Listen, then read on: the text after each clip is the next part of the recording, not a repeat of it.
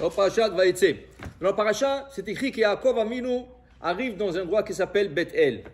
Voulam Luz Shemaïr la Rishona. Pourquoi on a besoin de savoir comment s'appelait la ville avant? Maintenant, ça s'appelle Beth-El. C'est Beth-El.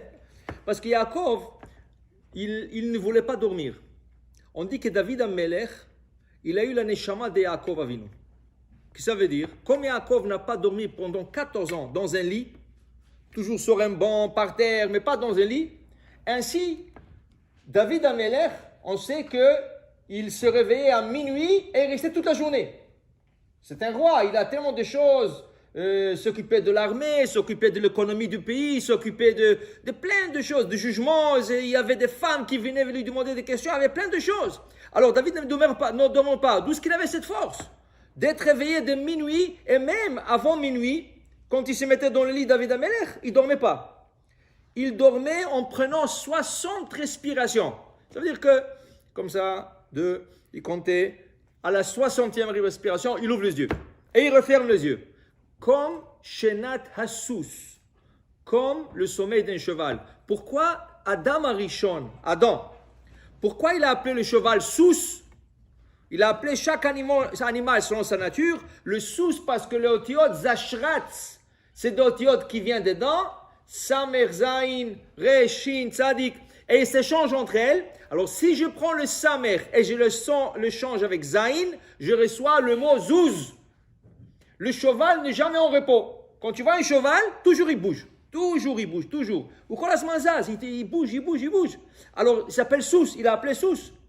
Alors on dit que David, Yoshen Keshenat Sous. Il dormait comme le cheval. Le cheval, il s'endort comme ça, il se réveille. Il s'endort, il se réveille. Lui aussi. Soit son respiration, il se réveille. Soit son inspiration, il se réveille. C'était aussi la neshama de Yaakov Avinu alav hashalom. Alors quand il arrive là-bas, c'était important pour nous de savoir pourquoi il se mit à dormir là-bas, dans cet endroit où il a vu l'échelle. Pourquoi il s'est mis? Parce que Shemaïr Luz, la Rishona. Mazé la Rishona. Luz, la Gemara nous raconte, c'est une ville que personne mourait. Celui qui habitait Luz, il pouvait vivre 500 ans, 1000 ans, 2000 ans, il ne mourrait jamais. Pour que les gens, quand les gens avaient marre de la vie, ils ne voulaient plus vivre, ils sortaient de la ville pour mourir. Pour mourir, il fallait sortir de la ville. Okay? Alors David et Yaakov, il dit, oh extraordinaire, je suis à Luz. Luz, personne meurt. Et quand tu dors, tu goûtes 1/60 de la mort. C'est pour ça que le matin, tu dois faire Netilat Yadayim pour enlever cette impureté de mort. Alors il a dit, si c'est Luz, je n'ai pas peur de dormir ici parce qu'il n'y a pas de risque. Mais à la fin, Hachem voulait qu'il dort. Il a dormi, il a vu cette magnifique échelle. Mais qu'est-ce qu'il fait juste avant de dormir? Vaikach me'avnei hamakom. La Torah nous dit qu'il a pris des pierres qui se trouvaient là-bas. Le Midrash a deux versions. Il y en a qui disent, une opinion qui dit qu'il a pris 12 pierres. L'autre opinion dit non, il a pris 3 pierres. Pourquoi 12 pierres? Il savait qu'à un certain moment, il aura 12 enfants. Mais il voulait savoir, est-ce que les enfants vont être unis entre eux?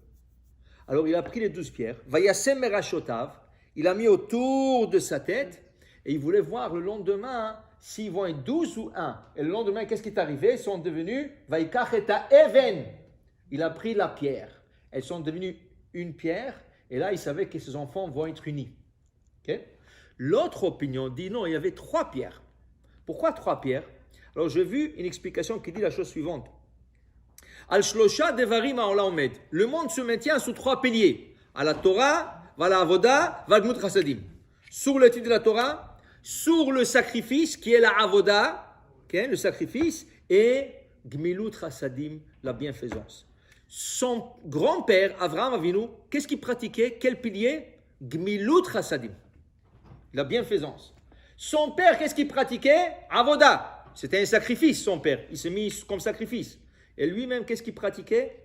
Torah. Il voulait savoir. Il a pris 3 pierres. Il voulait savoir. Il a écrit sur une Gmilut Chassadim. Sur l'autre pierre, il a écrit Avoda. Sur l'autre pierre, il a écrit Torah. Et il a mis sous sa tête. Il voulait voir le lendemain, quand il se réveille. Akadosh Baruch Hu va changer la position de pierre. Et celle qui va être sous sa tête, c'est le service qu'il doit faire à Haran. Il se réveille le matin. Qu'est-ce qui arrive? Qu'est-ce qu'Hachem a fait? Il lui a fait un miracle. Tous les pierres sont devenues une. Là, il a compris que tous les trois services, c'est important pour maintenir ce monde. Et Gimlut Chassadim, c'est important. Et le service de sacrifice, c'est important. Les prières, quelles prières? Et aussi la Torah, l'étude de la Torah. Alors, ça veut dire qu'il n'y a pas un qui est plus important que l'autre. Tous les trois, ils sont nécessaires pour maintenir ce monde. Baruch Adonai Le'olam. Amen. Amen.